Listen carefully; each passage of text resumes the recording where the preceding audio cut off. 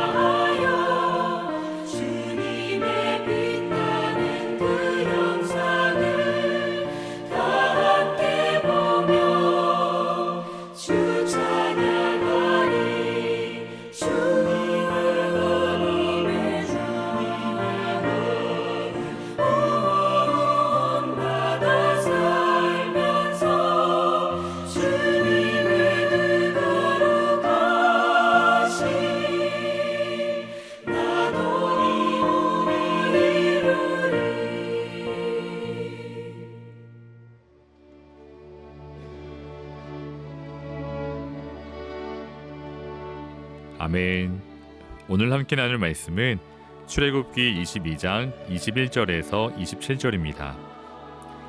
너는 이방 나그네를 압제하지 말며 그들을 학대하지 말라.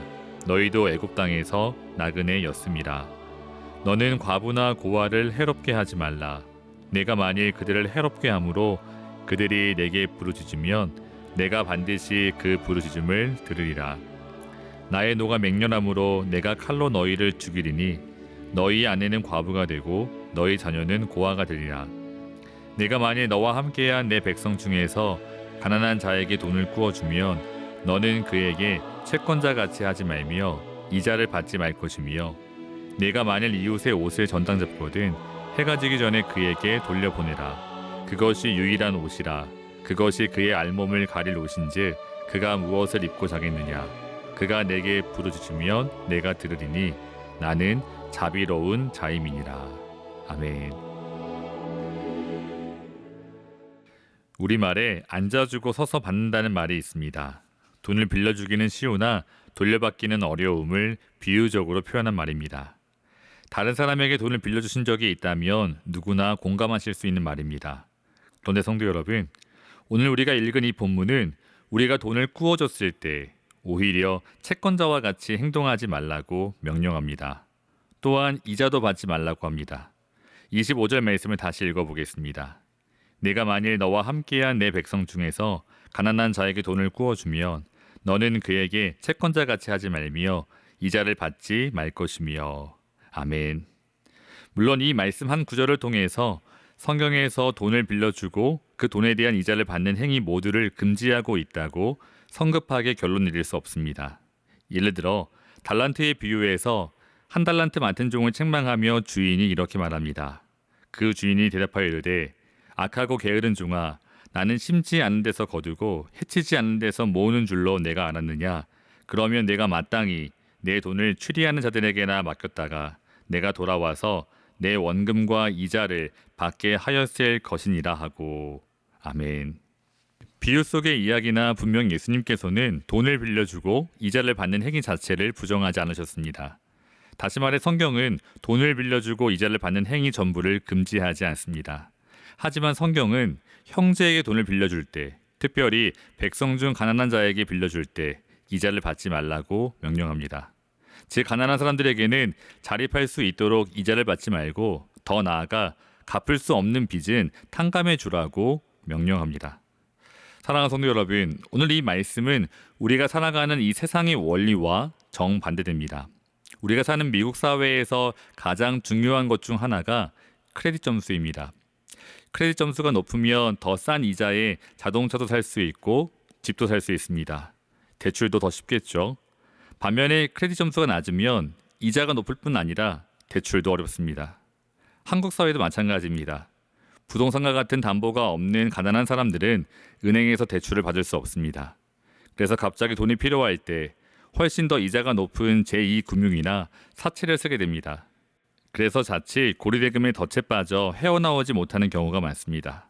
성도 여러분, 이처럼 세상은 가난한 사람에게는 꾸어주지도 않고 꾸어주더라도 더 높은 이자를 받고 있습니다. 그런데 성경은 가난한 자에게 돈을 꾸어주고 이자를 받지 않을 뿐 아니라 채권자와 같이 하지 말라고 합니다. 채권자에게 채권자같이 행동하지 말라고 말합니다. 또한 이어지는 26절 이하의 말씀을 보시면 돈을 빌려주고 옷을 전당 잡는 경우에는 해가 지기 전에 반드시 그 옷을 돌려주라고 명령합니다. 성도 여러분, 옷을 전당 잡고 그 전당 잡은 날 해가 지기 전에 다시 옷을 돌려줘야 한다면 그 전당물이 무슨 의미가 있겠습니까? 세상은 절대 이해할 수 없습니다. 세상에서 누가 돈을 받지 못했는데 그날 저녁 돈을 빌려간 사람의 안위를 걱정하며 전당물로 잡은 옷을 돌려주겠습니까? 절대 그렇지 않을 것입니다. 그럼에도 불구하고 하나님의 거룩한 백성은 하나님의 말씀에 순종해야 합니다. 사랑하는 성도 여러분, 이스라엘 백성이 하나님의 말씀에 순종해야 하는 이유가 무엇일까요? 이스라엘 백성들이 이방 나그네를 대접하고 고아와 과부를 돌봐야 하는 이유가 무엇일까요? 성도 여러분, 그 이유는 하나님의 자비하심 때문입니다. 27절 말씀을 보시면 그것이 유일한 옷이라. 그것이 그의 알몸을 가릴 옷인즉 그가 무엇을 입고 자겠느냐. 그가 내게 부르짖으면 내가 들으리니 나는 자비로운 자임이니라. 아멘. 그가 내게 부르짖으면 내가 들으리니 나는 자비로운 자임이니라. 하나님은 그 가난한 자의 부르짖음에 응답하시는 자비로우신 하나님이십니다. 23절 말씀에서도 이미 하나님께서는 과부나 고아가 압제를 당해 부르짖을 때 그 부르짖음에 응답하시겠다고 말씀하셨습니다. 그렇습니다. 우리 하나님은 참으로 자비로우신 하나님이십니다. 우리의 부르짖음을 들으시고 응답하시는 자비로운 분이십니다. 그 하나님께서 과부와 고아 그리고 나그네 가난한 자의 부르짖는 소리에 귀를 닫지 않으십니다. 세상은 혹 그들을 멸시하고 무시하지만 하나님께서는 그들의 부르짖는 소리에 귀를 기울이십니다. 그러므로 세상에서 내가 혹시 그들보다 더 큰 힘과 부를 가졌다고 해도 결코 그 사람들을 억압하거나 무시할 수 없습니다. 성도 여러분, 여기서 이스라엘 백성이 한 가지 더 기억해야 할 사실은 하나님의 그 자비하심이 먼저 이스라엘을 이스라엘 되게 하셨다는 사실입니다. 21절 말씀을 보시면 너는 이방 나그네를 압제하지 말며 그들을 학대하지 말라. 너희도 애굽 땅에서 나그네였습니다. 아멘. 성도 여러분, 이스라엘 백성도 사실 애굽에서 고된 노동으로 인해 신음하던 종들이었습니다. 그런데 출애굽기 2장 23절 이하의 말씀을 보시면 하나님께서 이스라엘 백성들이 탄식하며 부르짖을 때 그 소리를 들으셨습니다. 그리고 3장 9절을 보시면 이스라엘 백성을 학대하는 애굽 백성을 보셨습니다. 그 결과 자비로운 하나님께서 애굽을 심판하시고 그 애굽의 손에서 이스라엘 백성을 구원하신 것입니다. 그러므로 이스라엘 백성은 그들에게 베푸신 하나님의 자비하심을 기억하며 오늘 내게 허락하신 형제와 이웃에게 하나님의 자비를 실천해야 합니다. 사랑하는 성도 여러분, 오늘 우리도 마찬가지입니다.